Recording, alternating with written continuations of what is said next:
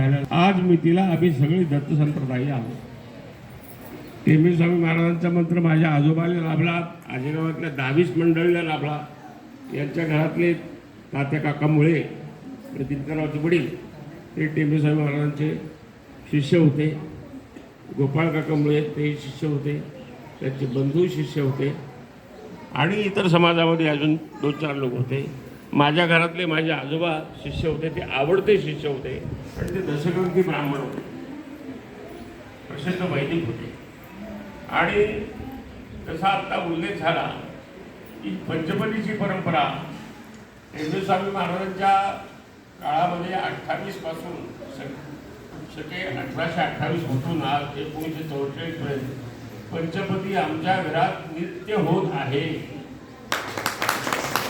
माझे थोरले काका व्यंकटगुरु आजीरावकर हे रोज संध्याकाळी पंचपदी केल्याशिवाय झोपत नसत.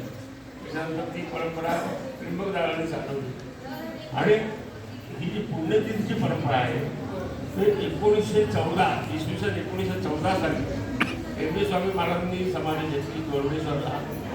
त्याच्या दुसऱ्या वर्षीपासून आजेगावला ही पुण्यतिथी होते आहे.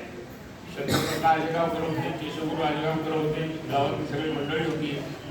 मध्यंतरी ही सगळी ज्येष्ठ मंडळी वारल्यानंतर काही आमचे चुलत बंधू त्र्यंबकगुरू होते, त्यांनी काही कॉन्ट्रिब्युशन वगैरे करून ती परंपरा चालवण्याचा प्रयत्न केला.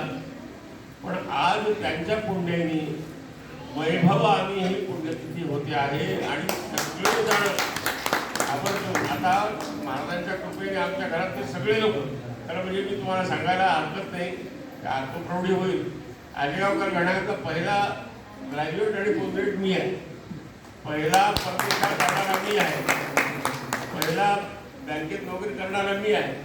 आणि या सगळ्या परंपरेचा अभिमान वाटायचं एखादं गळ वाटायचं कारण नाही. अशा प्रकारची पुढची पिढी आमची निघाली. आता सगळे विविध क्षेत्रामध्ये पुण्या मुंबईपासून औरंगाबाद नांदेड वगैरे पण सगळे पोस्ट ग्रॅज्युएट झालेले आहेत, उत्तम शिकलेले आहेत, त्यांच्या व्यवसायामध्ये तरबेज आहेत. आमच्या केशव तर शिर्डीला जवळजवळ 45-50 वर्ष झाले तिथं मुख्य पुजारी म्हणून काम करतो आहे. विविध क्षेत्रामध्ये आम्ही सगळे आहोत. मी सुद्धा माझ्या शिक्षणाची बाब सोडली तर मी कीर्तन परंपरेमध्ये परदेशामध्ये आणि भारतामध्ये सुद्धा भारतातल्या 11 राज्यात आणि अमेरिकेतल्या 12 राज्यातून आतापर्यंत 4000 कार्यक्रम केले आहेत. मागच्या आठवड्यापर्यंत मी महाराष्ट्र सरकारचा पाहुणा म्हणून संस्कृत नाटकाचा परीक्षक म्हणून मुंबई, पुणे, नागपूर, नाशिक या 4 ठिकाणी 22 नाटकं झाले. मुख्य परीक्षक म्हणून मी होतो. अब्दुल कलाम भारताचे जे राष्ट्रपती होते त्यांच्या पहिल्या पुण्यतिथीला महाराष्ट्र सरकारचा पाहुणा म्हणून वांद्र्याच्या कलेक्टर ऑफिसच्या गच्चीवर पहिलं माझं व्याख्यान आणि कीर्तन झालेलं आहे. ही सगळी महाराजांच्या कृपेची परंपरा आहे. दासोबा महाराजांनी आमच्या हस्ते प्रेम केला, परंपरा आशीर्वाद दिला. टेंबे स्वामी परंपरा दिला. टेंबे स्वामी महाराज कोकणात जन्मले माणगावला. तिथे माझा श्रृंगेरी शंकराचार्यांच्या हाताने 25,000 रुपये देऊन मानपत्र देऊन सत्कार झाला 2014 साली. सांगण्याचा उद्देश असा की ही माणसं इतकी मोठी होती. टेंबे स्वामी महाराजांना प्रत्यक्ष दत्तावतार मानत असत. त्यांचं जे वाङ्मय आहे ते आदिशंकराचार्यांच्या वाङ्मयाच्या तोडीचं वाङ्मय आहे.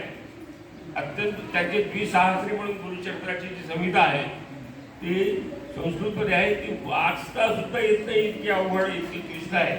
सगळ्या उपनिषद वाङ्मयाचं सार त्याच्यामध्ये आहे. आता मला जास्त सांगायला वेळ येतो, पण त्यांची जी तत्वोपासनेची परंपरा आहे संबंध भारतभर हिमालयामध्ये सुद्धा त्यांचे चातुर्मास झालेले. संबंध भारतामध्ये संन्यास घेतल्यानंतर त्यांनी 23 चातुर्मास केले. त्याच्यातला एक चातुर्मास मराठवाड्यामध्ये आपल्या नरशीला झाला आणि त्याच वेळेला आमच्या आजोबा त्यांच्या संपर्कात आले होते. सांगण्याचा उद्देश असा की टेंबे स्वामी महाराजांची परंपरा भारतामध्ये दत्त संप्रदायाला पुनरुज्जीवित करण्याची ठरले. त्यांचे गुजरातमध्ये शिष्य होते, महाराष्ट्रामध्ये शिष्य होते, कोकणामध्ये, कर्नाटकामध्ये